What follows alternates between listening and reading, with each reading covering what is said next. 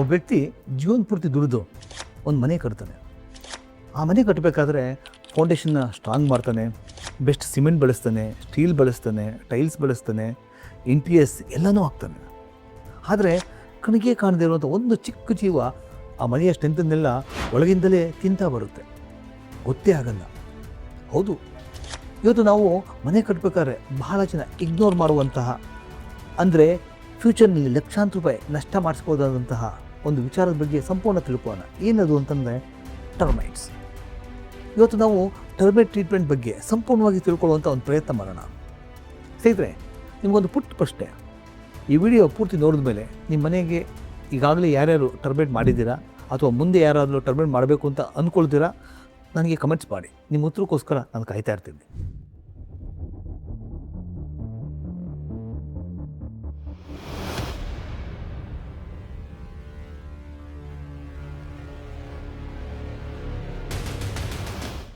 ನಮಸ್ಕಾರ ಸ್ನೇಹಿತರೆ, ನಾನು ನಿಮ್ಮ ಚೇತನ್, ಸಿವಿಲ್ ಇಂಜಿನಿಯರ್. ಕಮಲಾಸ್ ಯೂಟ್ಯೂಬ್ ಚಾನಲ್ಗೆ ಸ್ವಾಗತ.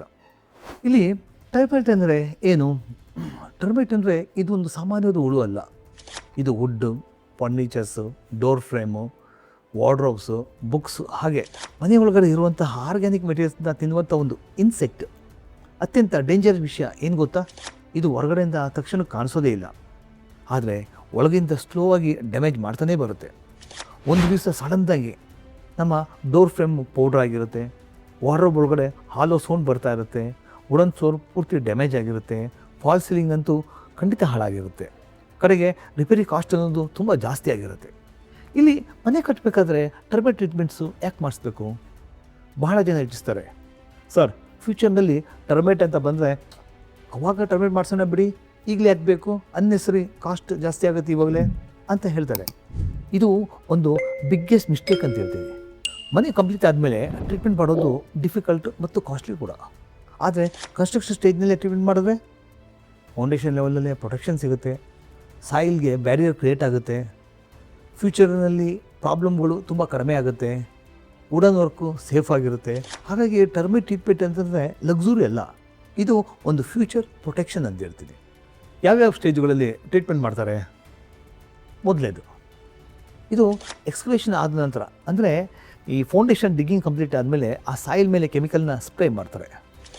ಇದು ಟ್ರೀಟ್ಮೆಂಟ್ನ ಮೊದಲ ಅಂತ ಹೇಳ್ತೀವಿ.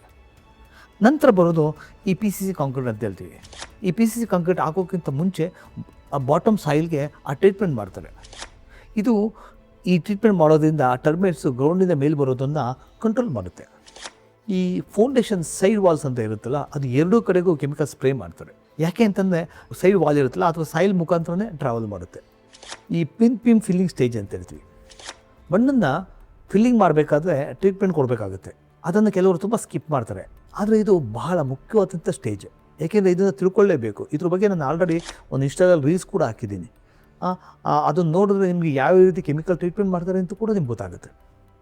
ನಂತರ ಫ್ಲೋರಿಂಗ್ ಟೈಲ್ಸ್ ಹಾಕೋದಕ್ಕಿಂತ ಮುಂಚೆ ಇದನ್ನು ಸ್ಪ್ರೇ ಮಾಡಿದ್ರೆ ಫ್ಯೂಚರ್ನಲ್ಲಿ ಫ್ಲೋರಿಂಗ್ ಕ್ರ್ಯಾಕ್ ಮೂಲಕ ಟರ್ಮೈಟ್ಸ್ ಬರೋ ಚಾನ್ಸಸ್ ತುಂಬ ಕಡಿಮೆ ಇರುತ್ತೆ.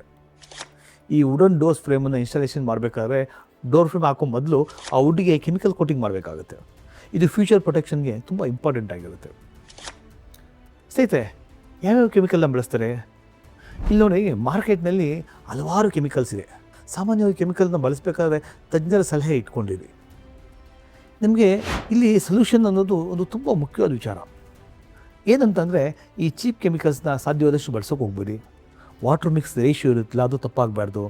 ಆಮೇಲೆ ಲೋ ಕ್ವಾಲಿಟಿ ಟ್ರೀಟ್ಮೆಂಟನ್ನು ಸಾಧ್ಯವಾದಷ್ಟು ಅವಾಯ್ಡ್ ಮಾಡಿ. ಏಕೆಂದರೆ ಕೆಲವರು ಏನು ಮಾಡ್ತಾರೆ, ಜಸ್ಟ್ ಬರ್ತಾರೆ, ಫಾರ್ಮಾಲಿಟೀಸ್ಗೆ ಸ್ಪ್ರೇ ಮಾಡ್ಬಿಟ್ಟು ಹೊಟ್ಟೋಗ್ತಾರೆ. ಆದರೆ ಪ್ರಾಪರ್ ಡೋಸೇಜು, ಪ್ರಾಪರ್ ಕವರೇಜ್ ಇಲ್ಲ ಅಂತಂದರೆ ಟ್ರೀಟ್ಮೆಂಟ್ ಆಲ್ಮೋಸ್ಟ್ ಯೂಸ್ಲೆಸ್ ಆಗಿರುತ್ತೆ. ನೆಕ್ಸ್ಟ್ ಪಾಯಿಂಟು, ಮನೆ ಓನರ್ಸ್ ಮಾಡುವಂಥ ಬಿಗ್ಗೆಸ್ಟ್ ಮಿಸ್ಟೇಕ್ಗಳು ಏನೇನು? ನಮ್ಮ ಏರಿಯಾಗಳಲ್ಲಿ ಟರ್ಮೈಟ್ ಇಲ್ಲವೇ ಇಲ್ಲ, ಇವತ್ತಿಲ್ಲ ಅಂತಂದರೆ ಫ್ಯೂಚರ್ನಲ್ಲಿ ಇರೋದೇ ಇಲ್ಲ ಅನ್ನೋದು ದೊಡ್ಡ ತಪ್ಪು. ನಂತರ ಚೀಪೆಸ್ಟ್ ಆಪ್ಷನ್ ಹುಡುಕ್ತಾರೆ.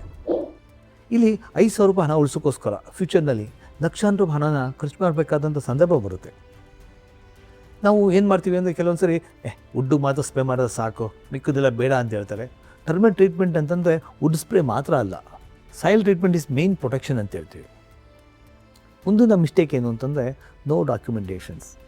ಯಾವ ಕೆಮಿಕಲ್ ಬಳಸ್ತು, ಎಷ್ಟು ಕ್ವಾಂಟಿಟಿ ಇದೆ, ಯಾವ ಕಂಪ್ನಿ ಪ್ರಾಡಕ್ಟು, ಇವೆಲ್ಲ ಬಿಲ್ಲನ್ನು ಸೇವ್ ಮಾಡಿ ಇಟ್ಕೊಂಡ್ರೆ ತುಂಬ ಉತ್ತಮ ಫ್ಯೂಚರ್ನಲ್ಲಿ. ಈಗ ನೆಕ್ಸ್ಟ್ ಪಾಯಿಂಟಲ್ಲಿ ಗುಡ್ ಟರ್ಮೈಟ್ ಟ್ರೀಟ್ಮೆಂಟ್ ಹೇಗಿರಬೇಕು, ಕಂಪ್ಲೀಟ್ ಸಾಯಿಲ್ನ ಕವರೇಜ್ ಮಾಡಬೇಕು, ಪ್ರಾಪರ್ ಕೆಮಿಕಲ್ ಡೋಸೇಜ್ನ ಬಳಸಬೇಕಾಗತ್ತೆ. ಇದನ್ನು ಮಾಡಬೇಕಾದ್ರೆ ಎಕ್ಸ್ಪೀರಿಯನ್ಸ್ಡ್ ಅಪ್ಲಿಕೇಟರ್ ಇರಬೇಕಾಗುತ್ತೆ. ಈ ಕನ್ಸ್ಟ್ರಕ್ಷನ್ ಸ್ಟೇಜನ್ನು ಫಾಲೋ ಮಾಡಲೇಬೇಕಾಗುತ್ತೆ. ಈ ವುಡನ್ ಏರಿಯಾ ಇರುತ್ತಲ್ಲ, ಅದು ಸಪ್ರೇಟ್ ಪ್ರೊಟೆಕ್ಷನ್ ಕೊಟ್ಟಷ್ಟು ಉತ್ತಮವಾಗಿರುತ್ತೆ. ಆದಷ್ಟು ಅಂದರೆ ಸಾಧ್ಯವಾದಷ್ಟು ಬ್ರಾಂಡೆಡ್ ಕೆಮಿಕಲ್ನೇ ಬಳಸಿ. ಈ ವರ್ಕರ್ಸು ಕೆಲಸ ಮಾಡಬೇಕಾದ್ರೆ ಗ್ಲೌಸು ಮತ್ತು ಮಾಸ್ಕನ್ನ ಧರಿಸೋದು ತುಂಬ ಕಡ್ಡಾಯ ಅಂತ ಹೇಳ್ತೀನಿ. ಆಮೇಲೆ ಸಾಧ್ಯವಾದಷ್ಟು ಮಳೆ ಬರಬೇಕಾದ್ರೆ ಈ ಕೆಲಸನ ಮಾಡೋದಕ್ಕೆ ಹೋಗ್ಬಿಡಿ, ಯಾಕೆಂದರೆ ಔಷಧಿ ಎಲ್ಲ ಕೊಚ್ಕೊಂಡು ಹೋಗ್ತದೆ. ಸೇರಿದೆ ಕಡೆ ಮಾತುಗಳು ಏನಂತಂದರೆ, ಮನೆ ಅಂದರೆ ಕೇವಲ ಸಿಮೆಂಟ್ ಮತ್ತು ಬ್ರಿಕ್ ಅಲ್ಲ, ಅದು ನಮ್ಮ ಜೀವನದ ಕನಸು ಮತ್ತು ನಮ್ಮ ಕುಟುಂಬದ ಭವಿಷ್ಯ ಕೂಡ. ನಮ್ಮ ಒಂದು ಹಾರ್ಡ್ ವರ್ಕ್ ಅಂತ ಹೇಳ್ತೀವಲ್ಲ, ಅದು ಸಿಂಬಲ್ ಇದು. ಈ ಕನಸನ್ನು ಕಣ್ಣಿಗೆ ಕಾಣದೇ ಇರುವಂಥ ಒಂದು ಟರ್ಮೈಟು ಡೆಸ್ಟ್ರಾಯ್ಡ್ ಮಾಡ್ತಾ ಇದೆ ಅಂತಂದರೆ ತಪ್ಪಲ್ವಾ? ಸಾಧ್ಯವಾದಷ್ಟು ಕನ್ಸ್ಟ್ರಕ್ಷನ್ ಸಮಯದಲ್ಲೇ ಈ ಪ್ರಾಪರ್ ಟ್ರೀಟ್ಮೆಂಟನ್ನು ಮಾಡಿಸ್ಕೊಂಡ್ರೆ ಒಂದು ಸ್ಮಾಲ್ ಡಿಸಿಷನ್ನು ನಿಮ್ಮ ಮನೆಯನ್ನು 10 ವರ್ಷಗಳ ಕಾಲ ಸೇಫಾಗಿಡುತ್ತೆ ಅಲ್ವಾ? ಹಾಗಾಗಿ ಸ್ನೇಹಿತರೆ, ಈ ವಿಡಿಯೋ ನಿಮಗೆ ಇಷ್ಟವಾಗಿದ್ದರೆ, ಉಪಯೋಗವಾಗಿದ್ದರೆ ಲೈಕ್ ಮಾಡಿ. ಮನೆ ಕಟ್ತಾ ಇರುವಂಥ ನಿಮ್ಮ ಸ್ನೇಹಿತರಿಗಾಗಿರಲಿ, ಸಂಬಂಧಿಕರಿಗಾಗಿರಲಿ ಶೇರ್ ಮಾಡಿ. ಇಂತಹ ಕನ್ಸ್ಟ್ರಕ್ಷನ್ ಟಿಪ್ಸು, ವಾಸ್ತು ಗೈಡೆನ್ಸು ಮತ್ತು ಇಂಜಿನಿಯರಿಂಗ್ ಪ್ರಾಪರ್ ನಾಲೆಜ್ಗೋಸ್ಕರ ನಮ್ಮ ಕಮಲಾಸ್ ಯೂಟ್ಯೂಬ್ ಚಾನಲನ್ನು ಸಬ್ಸ್ಕ್ರೈಬ್ ಮಾಡಿ. ಸ್ನೇಹಿತರೆ, ಈಗ ಆಲ್ರೆಡಿ ನಾನೊಂದು ಇದಕ್ಕೂ ಮುಂಚೆ ಒಂದು ಸಾಯಿಲ್ ಕಾಂಪ್ಯಾಕ್ಷನ್ ಬಗ್ಗೆ ಒಂದು ವಿಡಿಯೋ ಕೂಡ ಮಾಡಿದ್ದೀನಿ. ಎಲ್ಲ ನೋಡಿ. ನೀವು ಏನಾದರೂ ಇದ್ರ ಬಗ್ಗೆ ಇನ್ನೂ ಡೌಟ್ಸ್ಗಳಿದೆ ಅಂತಂದರೆ ಕಮೆಂಟ್ಸ್ ಮಾಡಿ ತಿಳಿಸಿ. ನಿಮ್ಮ ಕಡೆಯಿಂದಲೂ ಕೂಡ ಲೈಕ್ ಮತ್ತು ಶೇರ್ಸ್ಗಳು ಬಂದಷ್ಟು, ಜೊತೆ ಕಮೆಂಟ್ಸ್ಗಳು ಬಂದಷ್ಟು ಕೂಡ ನಮಗೂ ತುಂಬ ಹೆಲ್ಪ್ ಆಗುತ್ತೆ. ಯಾಕೆಂದರೆ ಅದೊಂದು ಇನ್ಸ್ಪೈರ್ ಅಲ್ವಾ? ನೀವಿದ್ರೇ ಎಲ್ಲ ಅಲ್ವಾ?